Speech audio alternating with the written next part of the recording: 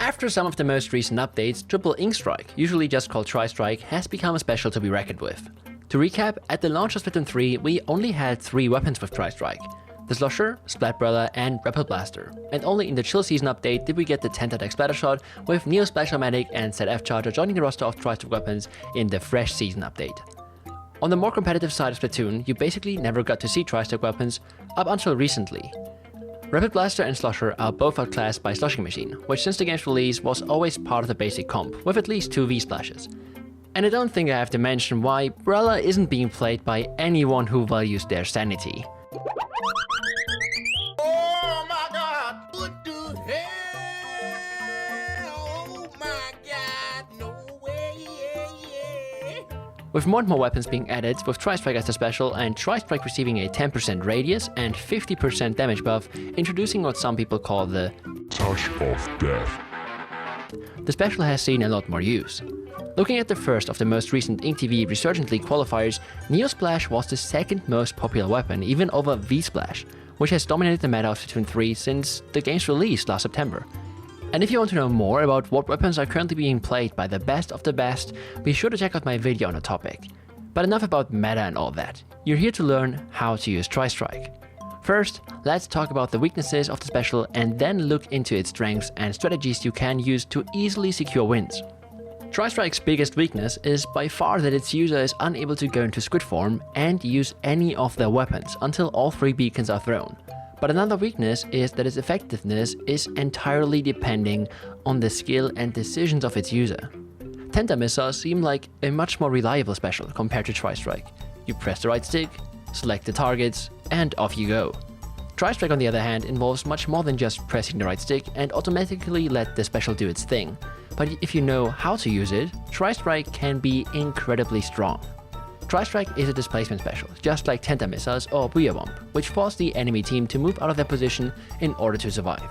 You have to be aware of 3 things when using Tri-Strike. Have in mind your location, the distance to your team and enemy players, since you are very vulnerable on your own while using a special. The throwing range is really far, but using Tri-Strikes too far behind the front line or without knowing where the enemies will try to push from usually result in very little to 0 value for the special. Tri-Strikes without teammates to push with them aren't much more than a maybe 4 second stall at best. This can sometimes be worth it, but doesn't use the special's full potential. Timing is also very important. As a displacement special that deals a massive amount of damage, it's perfect for countering crab tanks that lose their value by having no time to shoot because they have to be on the run, or stationary HP specials like Booyah Bomb and Big Bubbler. First, let me show you different ways to throw your Tri-Strikes. On the surface, the special seems really simple. You throw 1, 2, 3 strikes somewhere close to an enemy and hope they're somehow unable to dodge it. What if instead of 3 small strikes, you could create 1 big strike though? Just by throwing the first one a bit higher and aiming lower for the other 2 beacons, you can time the 3 strikes to all come down at the same time.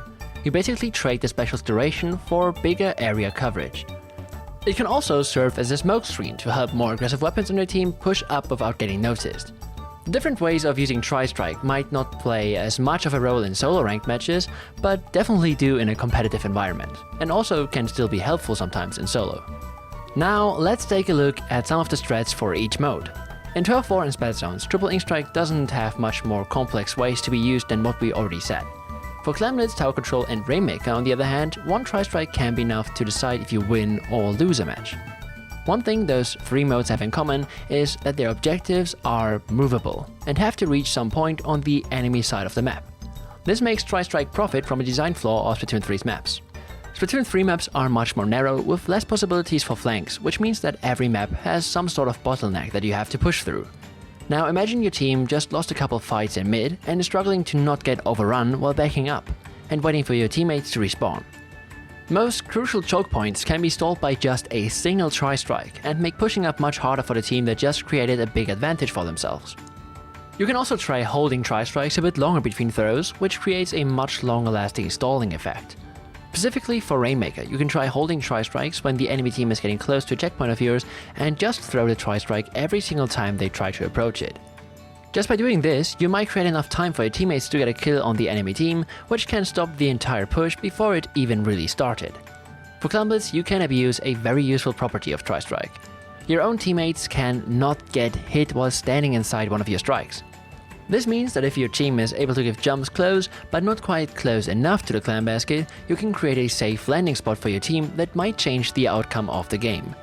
For tower control, Tri-Strike is definitely one of the strongest specials, and some even gave it the nickname GG Strikes, since it can be used the same way as Booyah Bomb. If your team is in the lead and overtime is about to start, you can simply throw the beacons on tower, making the opponents unable to even touch it, easily winning you the match. If overtime already started, you can simply force them off tower, either so they can't touch it before the match ends, or have one of your teammates get on it, again winning you the match. A more rare but still useful way to use Tri-Strike is to protect yourself or a teammate on tower, the same way you can protect jumps in Clan Blitz. Tri-Strike has become a really good special that gets even better if you know how to use it, so I hope you learned something new in this video. Thanks for watching, subscribe for more videos like this, and if you want to know more about some of the best teams in Splatoon, go check out the video where I interviewed Pro Chara's team, Last Resort. See ya in the next one.